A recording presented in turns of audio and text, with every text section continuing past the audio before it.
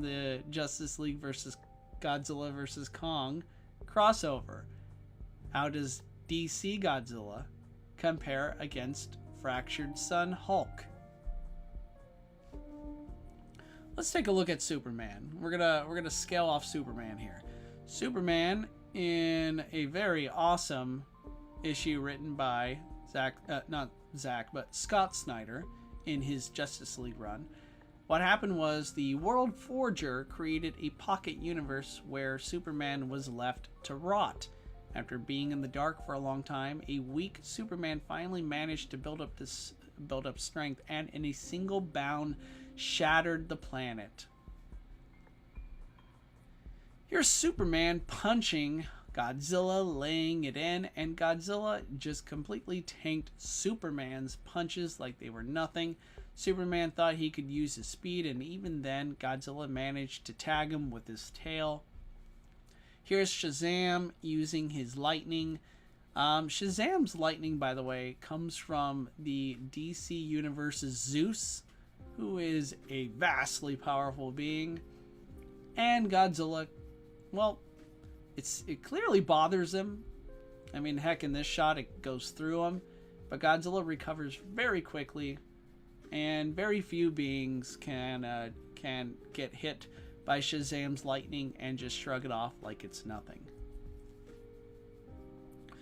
In an iconic moment from this crossover, Godzilla and Superman engage in a beam war. Notice how Godzilla's heat ray stalemates Superman's heat vision. How about a quick comparison? In one issue, in one DC Justice League issue, an alien beam struck the Earth, and as you can see, the massive impact crater here, and Cyborg would reveal that the beam blasted them 12 miles below Canada. This weakened Superman, not to mention the other members of the Justice League. Now, I did a calculation earlier on Legendary Godzilla, so this is roughly on par with getting hit by Legendary Godzilla's Hollow Earth Driller. But here's what's really interesting, and here's how this makes this version of Legendary Godzilla even more powerful than his movie counterpart. Take a look. We see Superman. He is currently in the Earth's core. Sadly, the DC Earth does not have Hollow Earth. It has a similar core to our Earth. And what he is doing is trying to stop an alien sphere, a device that is unraveling the planet. At first he tries to use his heat vision, but he can't because it's hotter in the center of the Earth, and so his heat vision is redundant. I think that's really quite interesting. Superman is durable enough to withstand the center of the Earth, but as we will soon discover, he's not durable enough to withstand a direct hit from Godzilla's heat beam. But before I get to that, I'm going to point out these devices, these alien devices, have a diameter of 5 miles, and in such crazy, insane levels of pressure and heat, Superman manages to overpower not one, not two, not even three, but 4 of these devices, to the point where he even manages from the Earth's core push it all the way up out of a volcano to the surface. That's how strong and durable Superman is. And that's how immensely powerful Godzilla's heat beam is, because despite all that, despite being able to stand up to his heat vision, despite being able to withstand the center of the Earth, Superman cannot survive Godzilla's heat beam. This did technically kill Superman, but he would get better. And I thought we should definitely talk about this.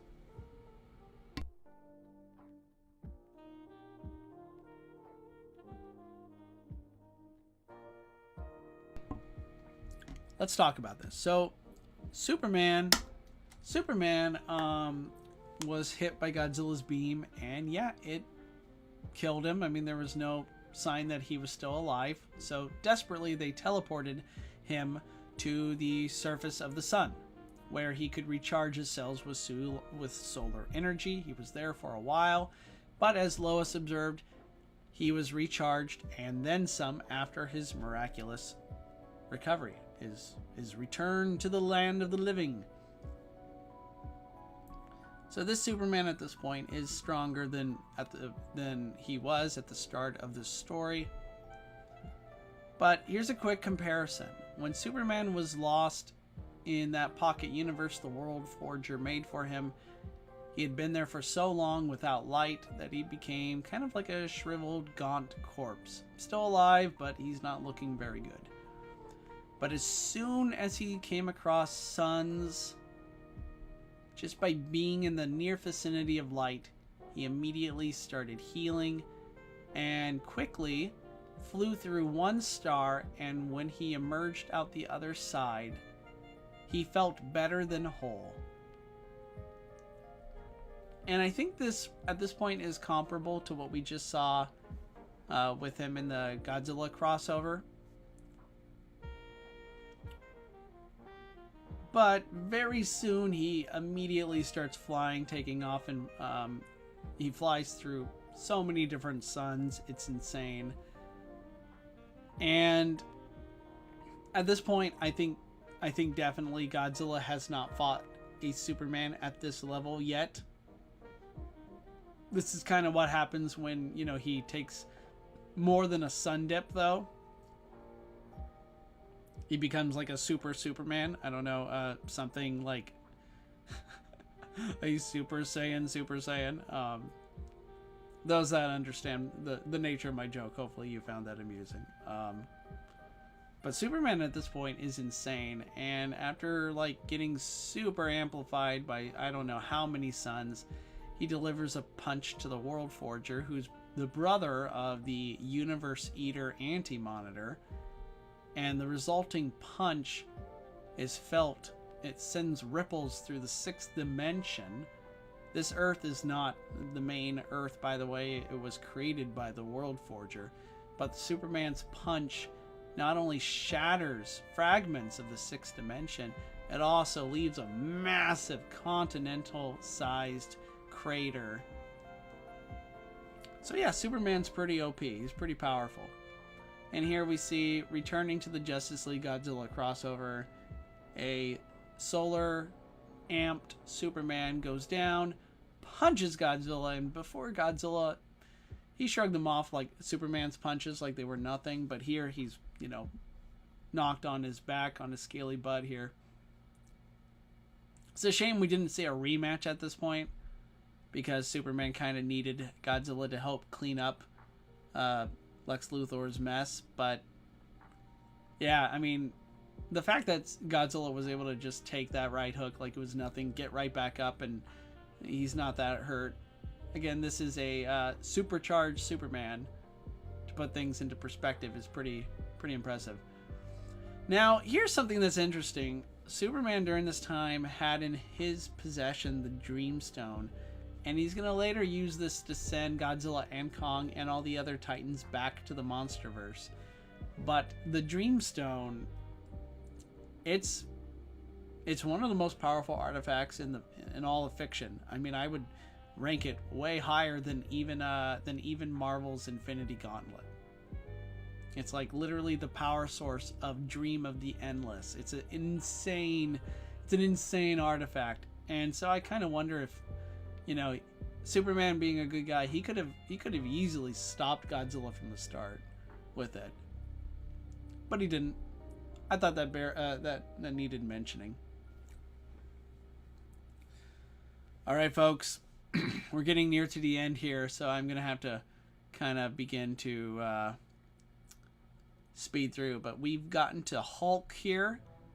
Hulk, this is the Fractured Sun Hulk. He's the current one, and if you haven't yet, I strongly recommend that you read Philip K. Johnson's The Incredible Hulk comic book run. It's really good. And well, it makes him, he's pretty strong for many reasons, but here he's taking on Thanos. For many, many years, I'd say Thanos was far, he was stronger, he was more powerful. I don't even think Hulk could take him. For example, here's here's Thanos just effortlessly, like, taking his son Thane and just flying through a planet, just casually blowing up a planet as a side effect of his power. Here's the Silver Surfer, Herald of Galactus, pretty powerful guy, shooting Thanos point blank with his strongest power cosmic blast, and Thanos just shrugs it off like it's nothing. Here's Odin, Sky Father, All Father of Asgard, Thor's father, taking Thanos on, and Thanos is durable enough to stand up and resist Odin's power. I do think Odin would have eventually won this fight. Thanos does not look like he could keep fighting, but it is just a testament to his durability, to his power, to his strength, that he was able to go toe-to-toe against Odin. Here's Black Bolt. When this guy screams, he's tearing holes in the fabric of reality, and Thanos actually survives a point-blank scream. He actually tanks, not tanks, he is actually, I take that back, he is wounded, but he does survive and manages to get in close and stop Black Bolt. Here's Thanos resisting reality warping. I'll give you guys a second to take all this in. And even crazier, he actually managed to have a run-in, not with an unstable nuclear device, but a black hole. Not that he, managed to, resist a black hole with ease. He clearly needs medical attention, but Thanos of Titan is durable enough to survive a run-in with a black hole. Here's Hulk from Jonathan Hickman's Infinity story. Hulk tries to get the jump on Thanos, and Thanos just right hooks him without trouble. So this was, I think, around circa 2014, 2015. So not that long ago, if you think about it. Hulk was still still nowhere near Thanos's weight class, his power scale, his level. But nowadays, well, Hulk is caught up to him, and here's Hulk literally breaking Thanos' back, and a few scans later, he's gonna actually seemingly finish the job and take out Thanos for good. Arguably, this version of Hulk's most impressive strength feat is the fact that he was able to break apart chains forged by the first firmament. The first firmament is basically, well, the first multiverse. It's like, cosmic beings like eternity. He's the embodiment of the universe. Well, the very first one was the first firmament, who made chains that were supposed to be unbreakable, but Hulk broke them, as we could see. I'm sure some of you might be confused by the imagery that you're seeing. Trust me, you gotta read Philip K. Johnson's The Incredible Hulk. All this would make more sense. I'm just here to talk about power levels and feats and such, so. However, here is Hulk taking on one of his newest villains. This being is called the Eldest. She is, well, I take it more as the creator of shapeshifters, many, many monsters. She is truly terrifying. She is dangerous. She's powerful. Hulk actually managed to take her down. But even more impressive is Eldest's mother. As she put it, from the one above all, that's the god of the Marvel multiverse, sprang all creation, and all things within were made and governed by his will, save the single spark of life that from no creator, only from itself, the mother of horrors. End quote of Eldest, firstborn of the mother of horrors. For eons, the mother of horrors concealed itself and ancient earth from the one above all. When he discovered this blasphemy, the one above all was so enraged, he hulked out, becoming the one below all, who then imprisoned the Mother of Horrors. But right now, Eldest and pretty much all of the other monsters of the Marvel Universe are currently trying to get Hulk in order to free the Mother of Horrors. Let's hope, pray to Mothra, the Mother of Horrors doesn't get released anytime soon. I actually am hoping she is. That would be awesome. Okay, so now we're talking. Okay, so Godzilla. This Godzilla is one of the most powerful Gojiras around. Top 5 easily. When we power scale to Superman, he's my number 2. Generally, I'd favor Superman over the Hulk, but Hulk has bulked up significantly in recent years. It takes Superman and the Justice League to contain the likes of Thanos, and I don't like their odds. I actually think Thanos could definitely overpower Superman and the Justice League by himself. Hulk, however, took Thanos down by himself. Hulk also stalemated Allfather Thor, who is demonstrably above Thanos. In fact, in the Donny Cates Thor run, we even saw Allfather Thor take on Thanos and Doctor Doom at the same time. So my point here is that both Godzilla and Hulk are super team busters. Who's stronger? Well, here's an apt comparison. Hulk broke chains forged by the first firmament. Godzilla couldn't break a shackle made of nth metal. Hulk has dented and shattered adamantium. I think with these comparisons in mind, Hulk is stronger than even this incredibly strong version of Godzilla. Now, that doesn't mean the Hulk wins. I mean, I think Godzilla's heat ray could definitely KO him. I mean, it killed Superman, and honestly, I think Superman is still more durable than even this version of Hulk. For these reasons, I'm currently abstaining. I don't think I could see this go on. I can honestly see this go either way. But hey, Godzilla vs. the DC Universe Round 2 is coming again this summer, so maybe we'll see new